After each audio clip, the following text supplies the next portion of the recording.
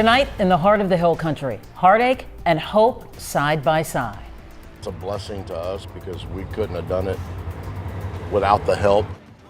Therapy dogs from Houston now on the ground in Kerrville, bringing comfort where it's needed the most.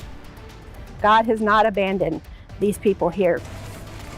Rescuers exhausted but unwavering in their work, sharing what keeps them going as the recovery continues. I think I'm okay, but I may not be okay, but we have to do our job.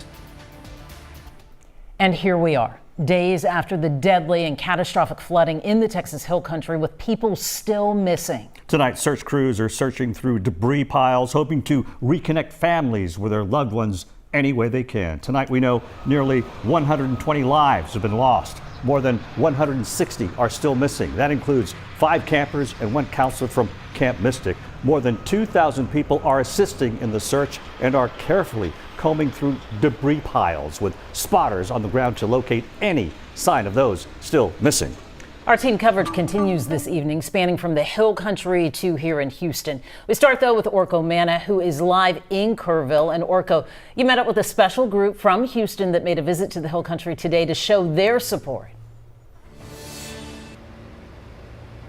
Yeah, Mia, that support is so needed right now. Looking along the Guadalupe River here, you can see the destruction that's left behind, all these trees that have toppled over and pieces of debris everywhere, symbolizing lives that have been shattered, but some help came earlier today.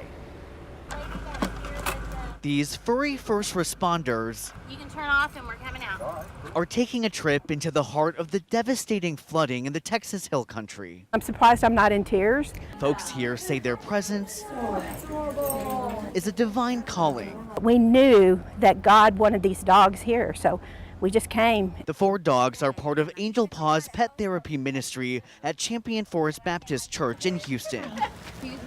They drove 270 miles to come to the Salvation Army in Kerrville. The therapy dogs are here not just for those seeking help, God has not abandoned these people here. but also those who are giving it. To come here and to be here and to be a blessing to these people, just to see the reaction of their faces and just that moment where they're just calm, where they're happy, and they're there to comfort. That's what their job is to comfort. And these dogs know their job very well. It may seem small, You just bring smiles to my face. but the dog's visit Thank you. It's much appreciated. means the world to the people providing the assistance. The Salvation Army is very appreciative and very thankful for all the organizations, the communities that are helping, the people that are driving hundreds of miles to come and help. Any bit of support is welcome and shows that the kindness of strangers, whether they're in line to drop off donations or their therapy dogs offering a snuggle, can go a long way. There's lots of hope out there, and so that's what we're here to give, is hope. Yeah, and the work the Salvation Army is doing here is so critical right now. Angel Paws, by the way, is continuing to find other places to offer that comfort as they continue to heal here in Kerrville. Reporting live from Kerrville tonight, Orko Manna, KHOU 11 News. A little hope and a furry hug goes a long way right now. Orko, thank you for sharing their story. 21-year-old Reese Menchaca, a New Caney High School graduate, was among those swept away in the flooding today. Her body was escorted home to Montgomery County with a hero's welcome. Michelle Choi shows us how her hometown is honoring her life and wrapping their arms around her family.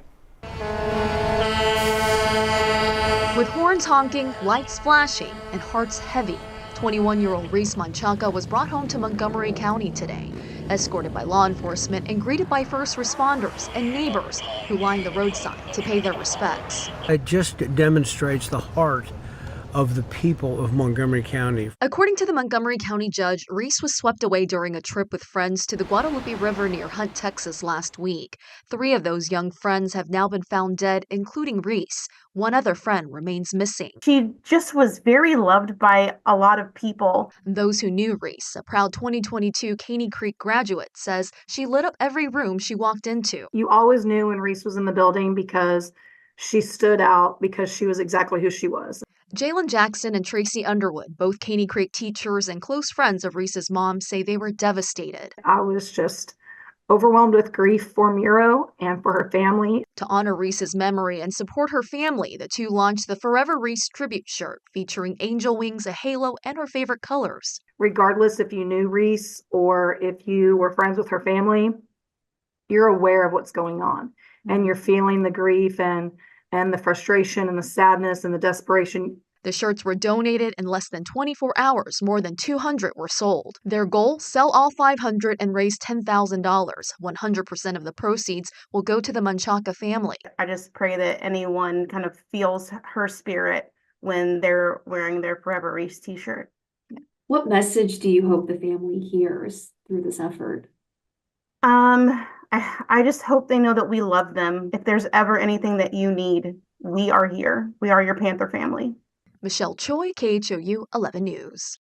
That extended family and community, so important.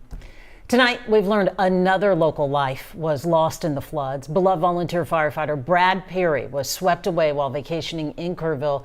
His body has now been recovered. Cheryl Mercedes joins us from the newsroom with more on who Brad was and how he's being remembered. Cheryl.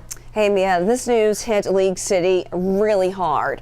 Brad Perry was a longtime volunteer firefighter. He and his wife Tina were swept away when floodwaters overwhelmed their RV.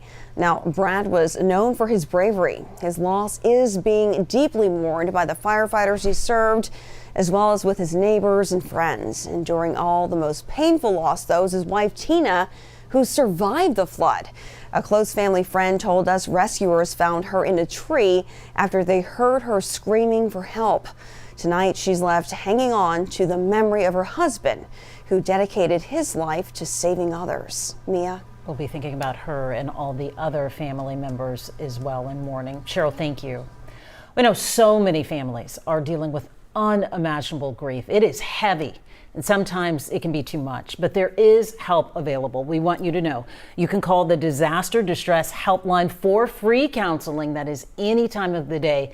That number 1-800-985-5990.